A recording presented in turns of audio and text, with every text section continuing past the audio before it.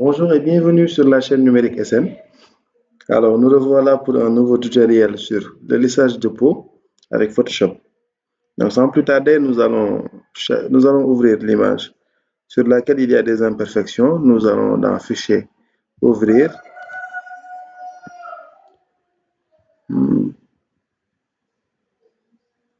Voilà notre image.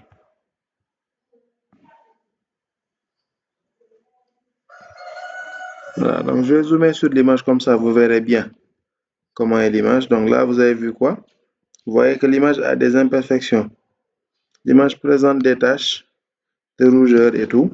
Donc, qu'est-ce qu'on va faire? Nous allons passer à la modification de cette image, de sorte à ce qu'on ne puisse plus voir ces imperfections ou bien les atténuer. Donc là, dans un premier temps, nous allons d'abord dupliquer le calque. Donc, on va utiliser les raccourcis CTRL-J. On duplique à nouveau, CTRL-J à nouveau. Donc, on a 3 calques similaires. On va cacher le calque d'arrière-plan pour travailler avec les 2 autres. Donc, assurez-vous que votre curseur est bien au niveau du calque d'en haut, le calque qui se trouve tout à fait en haut.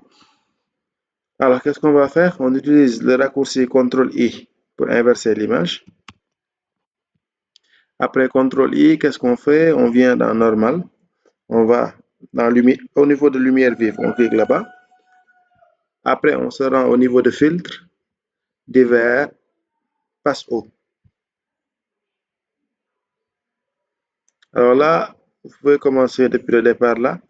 Donc, vous y allez jusqu'à ne plus voir les imperfections ou bien jusqu'à ce que les imperfections soient atténuées. Donc, ne prêtez pas attention à la coloration des yeux ou des lèvres ou des sourcils et tout. Voilà, parce que ce sera modifié après ça. Donc là, on va y aller, on va y aller. Donc là, je pense que c'est bon. On clique sur OK. On se rend à nouveau au niveau de filtre. Maintenant, on va dans flou, flou gaussien. Au niveau de flou gaussien, c'est le même principe. Donc là, on y va jusqu'à avoir une texture un peu plus naturelle.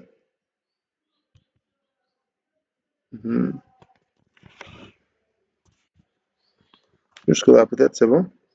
On clique sur OK. Alors là, qu'est-ce qu'on va faire? On va créer un masque de fusion. On clique là. Le masque de fusion qui apparaît. Et maintenant, on va utiliser à nouveau le raccourci CTRL-I pour inverser l'image. Donc, qu'est-ce qu'on va faire maintenant? On va zoomer sur l'image.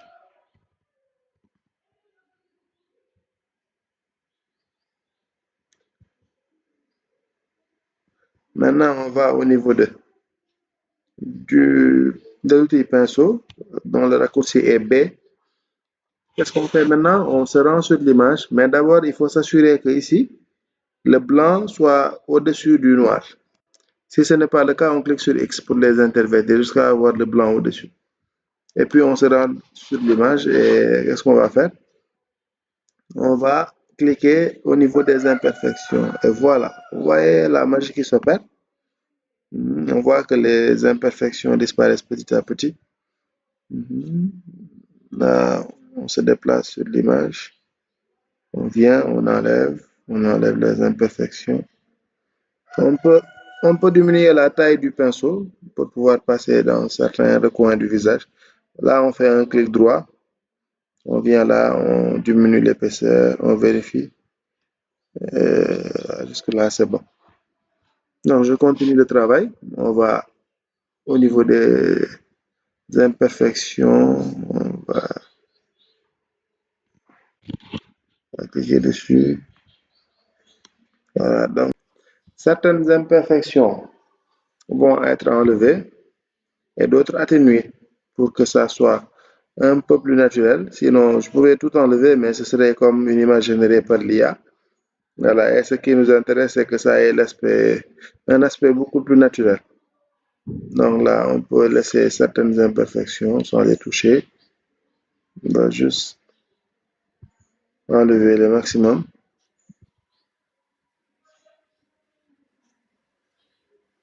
Voilà, donc il faut éviter les yeux. Hein? Il faut éviter les yeux, les paupières et aussi les lèvres. Les cheveux de... C'est bon. Maintenant, on vient uniformiser le teint. On vient repasser sur quelques côtés pour que ça soit beaucoup plus uniforme. Donc là, vous ne voyez pas tellement la modification faite ou les modifications faites, mais une fois que je vous aurai montré l'image de départ, vous saurez bien qu'on a abattu un travail assez important. Mhm. On continue. Donc, il faut éviter ces ombres-là qui se forment. Donc, si c'est le cas, on clique sur X jusqu'à ce que la couleur noire soit en haut, ici, et on vient rétablir ce qu'on a enlevé pour qu'on ait un peu quelque chose de plus naturel. Voilà, je dézoome un peu. Je vous montre l'image de départ.